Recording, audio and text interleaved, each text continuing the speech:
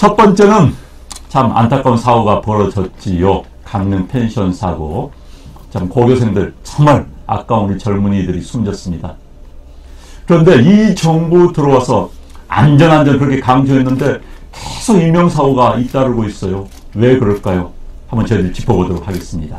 네. 두 번째가 이제 민간인 사찰 부분인데요. 청와대가 좀 어떻게 보면 요즘 군기가 좀 빠진 것 같습니다. 뭐 군인은 아니지만은. 그래서 기강이 굉장히 지금 그 해이해지고 있는 그런 그 시점인 것 같은데 청와대가 반성을 잘 안 하는 것 같아요. 네네. 결국 그 박근혜 정권 때의 데자뷰가 좀 생각이. 그러니까요. 예. 네. 그 당시에 정윤회 문건 사건하고 왜 이렇게 이 비슷한 일이 일어나는지, 그리고 그 당시에도 사실은 청와대에서 굉장히 변명을 다 그렇죠. 많이 하지 않았습니까? 그러면서 이제 속된 말로 내지는 전문 용어로 그 당시 이제 박근혜 정권이 뻑 까버렸죠. 그래서 이번 문정권도 사실은 굉장히 반성을 해야 된다고 생각을 하고 있습니다. 네, 두 번째 주제를 설명해 주셨습니다. 좀 길었습니다. 네. 세 번째, 자, 이제 와서 뼈아픈 자성 필요하다고. 자, 무슨 이야기일까요? 어제 문재인 대통령이 산업부 가서 산업정책 이야기하면서 뼈아픈 자성이 필요하다. 자, 이제 와서. 제가 일부러 뽑아봤습니다. 이제 와서 정말 확실하게 뼈아프게 느끼고 확실하게 유턴했으면 좋겠는데 어떻게 될지 모르겠습니다. 문정부 경제정책, 특히 경제 전문가십니다. 옛날 인천대 경제학과 교수였습니다. 그래서 그 문제 전문가와 함께 풀어보도록 하겠습니다. 자, 네 번째 소개해 주십시오. 지금 이 정부에서 의욕적으로 아주 추진하려고 하는 사업이 있습니다. 남북철도 이제 연결하겠다는 게 이제 사업인데요. 네. 근데 이게 굉장히 돈 먹는 하마가 될 것 같습니다. 그렇죠. 실제로 이제 일어나면. 그래서 이 문제가 뭔지 오늘 한번 좀 짚어볼 필요는 있다, 이런 생각을 합니다. 그리고 다섯 번째, 제목은 이렇게 뽑아봤습니다만 설명을 직접 부탁드리도록 하겠습니다. 아마 다섯 번째는 거의 강의식으로 이야기를 하셔야 될 것 같아가지고요. 본인의 전공이시기 때문에. 다섯 번째는 정교조와 운동권 세력의 실체.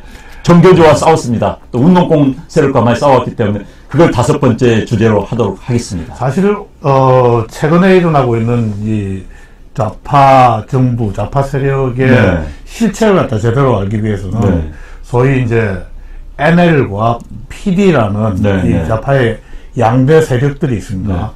그 사람들이 어떤 생각을 갖다 하고 있고 어떤 이론을 갖다 바탕으로 해가지고 이 나라를 바꿔나가려고 하는지 그런 부분에 대해서 이해가 꼭 필요하다고 생각을 하고 오늘 그 부분에 대해서 좀 말씀을 드릴 예정입니다. 네, 저희 이렇게 다섯 개 여전히 자기들 다섯 개 준비했습니다. 자, 그러면 첫 번째 주제 시작하도록 하겠습니다. 고교생까지 문정권 잇따르는 인명사고. 자, 먼저 아침에 그나마 다행인 뉴스를 전해드리겠습니다. 현재 이제 고교생 3명이 정말 안타깝게 숨졌지요. 그리고 7명이 의식불명 상태로 병원에 들어갔는데 이 가운데 지금 4명인가요? 4명이 의식이 회복했다고 합니다. 나머지 3명의 학생들도 빨리 의식이 회복해서 정말 부모님들 곁으로 돌아갈 수 있기를 기원해 봅니다. 사실 이제 수능까지 다 치고 그러니까요. 어떻게 보면 굉장히 이제 이 해방감 같은 느끼고 그러니까요. 부모님들 입장에서는 이제 우리 애들 다 키웠구나 하면서 이런 안도감도 있었을 건데 이래서 하고 나가지고 저도 뭐 자식 키우는 아버지 입장에서 굉장히 안타까운 사건입니다. 네. 그런데 이제 저희들이 뭐 이번 강릉 펜션 사건 뭐 내용이 여러분께서 잘 아실 겁니다. 그런데 이제 자꾸 저희들이 이 사고를 보면서도 화가 났던 것은 이 정부 들어와가지고 문재인 대통령이 사실 그런 이야기 했어요. 어쩌면 세월호 때문에 들어선 정권이나 마찬가지입니다. 그래서 과거 정권의 안전사고를 그렇게 비판했습니다. 그래서 적폐라고 하면서. 그런데 이 정권 들어와서 각종 사고가 잇따르고 있어요. 얼마 전에는 뭐 원수가 터져서 뭐 누가 사망하지 않나 무슨 지하철 뭐 그렇기 때문에 이 정권 들어서 본인들은 뭐 안전 이야기 외쳐왔지 않습니까? 왜 그렇습니까? 안전 팔아가지고 사실은 정권을 그렇지요. 그래도 과언이 아닌데요. 사실은 선진국에 가도 이런 안전사고들은 일어납니다. 일어나는데 그러면 일어난 안전사고가 다음부터 일어나지 않도록 하는 그 대응책이 저는 훨씬 중요하다고 생각을 해요. 근데 고작 이번 사고를 갖다 보면서 이제 정부에서 나온 대책이라는 게 네. 지금 전국에 있는 그런 숙박시설들을 전수조사를 하겠다는 거예요. 네. 그런데 우리나라 이 공무원들을 다 동원을 갖다 해가지고 전수조사를 갖다 해도 아마 조사하기가 힘들 겁니다. 물리적으로 네. 힘든 부분이고요. 사실 이런 부분에 있어가지고 이제 정말 정책의 전문성을 갖다 가진 분들이라고 하면요. 이게 살짝 쿡 찌르는 것 같다 영어로 뭐라 그러는지 아세요? 옆구리 이렇게 쿡 찌르는 거. 어우, 왜 이러세요, 이거. 네. 이거 바로 넛지라고 그럽니다. 네, 넛지. 그러니까, 약간의 이제 이 자극을 갖다 주면서, 민간이나 잠시만요, 지금. 네. 무시간 잡건님께서 슈퍼챗 2만원을 보내셨습니다. 아유, 무시간 잡건 굉장히 겸손한 표현을 해주셨는데, 감사합니다. 저희들 다 열심히 하고 잘 활용하도록 하겠습니다. 저하고 이제 반띵을 갖다 되는 겁니까? 안 됩니다. 네네, 말씀하십시오. 그래서 이 정책 대상되는 사람이든지 아니면 기관이 그런 넛지에 해가지고 스스로 바뀔 수 있도록 이렇게 정책 디자인을 하는 게 중요한데, 이 정부, 특히 이제 좌파 정부는 이게 전 세계가 다 마찬가지인데요. 힘으로, 무력으로 그냥 이렇게 싹 쓸어버리려고 그래요. 그렇죠. 효과도 나지 않고, 기본적으로 이제 이 불가능한 것을 갖다 가능한 것처럼 이야기를 하고 있습니다. 이 전수조사하는 게 일단 불가능하고요. 그렇죠. 요즘 보면은 이제 이 펜션 같은 거 잡을 때 사이트에서 이제 이 소비자들 평가를 갖다 합니다. 그렇죠. 그런 방문자들이 스스로 평가를 갖다 하게 하고 만약 그런 안전시설이 안 된 펜션 같은 경우에는 소비자들 평가해 가지고 이게 손님들이 가지 않고 이런 식으로 유도를 갖다 하는 게 훨씬 더 나을 것 같고요. 미국 같은 경우에는 이런 안전조사나 이런 것들을 주로 이제 또 어떻게 하는가 하면요. 부분 샘플 조사를 합니다. 그럼요. 샘플 조사를 해가지고, 거기 걸리면은 정말 심하게 그냥 제재를 갖다 받습니다. 그렇기 때문에 언제 어떻게 샘플이 될지 모르니까 평소에 다들 준비를 갖다 하는 겁니다. 그렇죠. 그래서 이제 그런 방법이 또 하나가 있고요. 또 한 가지는 혹시 미국의 뉴욕의 타임스퀘어 가보셨습니까? 네, 가봤습니다. 타임스퀘어 가보면은 대형 전광판들이 있지 않습니까? 이 전광판들이 사실은. 또 문재인 대통령 막 칭송하는 또 비난하는 뭐 그런 것도 해서 논란이 됐었죠. 이 전광판들이 무게가 굉장히 나가요. 네. 근데 이 무게를 과연 이 건물들이 감당을 할 수 있는지 없는지를 도대체 이게 그 밑에 이제 관광객들을 많이 지나고 나니까 그게 하나로 떨어지면은 이게 완전히 이게 대형사고가 나는 겁니다. 그렇죠. 그런 경우에 미국의 정책 전문가들은 어떻게 했는가 하면요. 우리처럼 무슨 전수조사 다 하겠다. 이게 무게가 되는지 안전구조가 무시간 방법 쓰지 않지요. 그렇게 한 게 아니고 어떻게 했는가 하면 보험을 반드시 의무적으로 가입하게 만들었습니다. 그러면 이 안전조사를 누가 하겠습니까? 보험회사 살 수밖에 없죠. 보험회사 직원들이 직원들 아침 출근하면서 지금 안 하려고. 그렇습니다.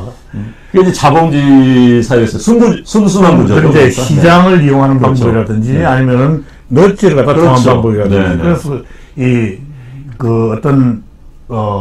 숙박업자나 하여튼 정책 대상자의 인센티브에 맞도록 정책을 갖다 디자인을 갖다 하는 것이 훨씬 더 우리 안전한 사회라는 지름길 아닌가 이렇게 저는 생각을 하고 있습니다. 네, 근데 이제 우리 시청자분께서 쇼 정부라는 이야기를 해줬는데요. 사실 이 정부 들어와가지고 그렇게 안전을 강조를 했었습니다. 그러다 보니까 이제 고깃배 사고 나니까 갑자기 대통령이 회의 주재하다가는 저는 묵념하자고 참 웃지 못할 일들이 벌어졌어요. 그리고 툭하면 무슨 NSC 청와대 빵카 들어간다는데. 근데 이제 요즘 와서는 그런 소리가 쏙 들어가 버렸습니다. 워낙 많은 사건이 터졌기 때문에. 사실 이제 사건은 정부가 막을 수 있는 건도 아니죠. 사실. 그러나 이제 대비를 하고 철저히 준비를 하는 게 또 정부의 역할이기도 합니다. 그런데 이제 그동안 이 각종 사고가 터졌으면 모든 걸 지난 정부 탓을 돌리면서 모든 것을 또 쇼화시켜가지고 본인들의 생색내게 하기 때문에 비난을 받을 수밖에 없는 겁니다. 이제는 지난 정부를 이제 탓할 때가 아니죠. 네. 그런데 지금 이 정부 들어와서 각종 사건이 터지고, 게다가 이제 뭐 이재수 전 사령관님 같은 정말 자살 사건까지 터지니까 사회에 많은 분들이 불안하다고 그럽니다. 그렇습니다. 네, 제가 만났던 분들도 야, 사고가 무슨 뭐 기차 사고 무슨 뭐 이런 텐션 사고 하니까 겁나서 어디 가겠느냐는 이야기가 나오고 있는데, 사회 안전관전이지만은 저는 사실은 그 전두환 대통령 시절에 대학생이었어요. 네네. 저도 마찬가지였습니다. 그런데 그 당시에 정부가 무서웠거든요. 그런데 그 이후에 이제 민주화되면서 저는 정부가 무섭다는 생각을 한 번도 한 적이 없었어요. 근데 이 정부 들어서는 굉장히 저는 사실은 무섭습니다. 제가 뭐 잘못한 것도 없지만은 굉장히 많이 해요. 역대 전 정치인들이나 또 지식인들이 그 이야기 합니다. 아주 온건한 중도 쪽에 있는 지식인들이 난 살아오면서 이렇게 무서운 정부가 없었다고. 무서운 일입니다. 단순히 안전사고뿐만 아니라 우리가 이제 두 번째 민간인 사찰 이야기 하겠지만은 굉장히 공포 속에 국민들을 몰아넣고 있는 그런 정부입니다. 이게 이 정부는 복수 정부 같아요. 그렇지요. 복수 열전을 하겠다는 정부. 뭐 때문에 무슨 복수하겠다는 걸까요? 그동안 10년 동안 사실은 어떻게 보면 10년이 아니고 정확히는 9년 정도인데요. 9년 동안 이제 이 정권을 갖다 뺏긴 거에 대한 복수 아닌가 이런 생각을 하고 있습니다. 참, 복수로 국가를 운영할 수 없습니다. 결국은 그 복수는 본인에게 칼 끝은 부메랑이 돼서 돌아갈 수밖에 없습니다. 자, 첫 번째 주제, 문정권 잇따른 인명사고. 쇼로 시작해서 쇼로 끝난 정권이 아닌가 싶은데 쇼로는 안전사고 막을 수가 없습니다. 그럼 안전을 강조하신 정부이기 때문에 정말 안전한 나라 만들어 주시기를 다시 한번 간절히 기원해 봅니다. 정말 국민을 위해서 안전한 나라 만드세요. 그리고 이렇게 무슨 뭐 전수조사를 한다는 둥 이런 쇼는 이제 더 이상 통하지 않고요. 정말 정책 전문가들, 최고의 정책 전문가들이 검증된 방법으로 이 안전을 갖다 보장할 수 있는 그런 방법들 얼마든지 있습니다. 그럼요. 그러니까 공부하면 되는데 공부를 갖다 공부하지 않고 책임지지 않습니다.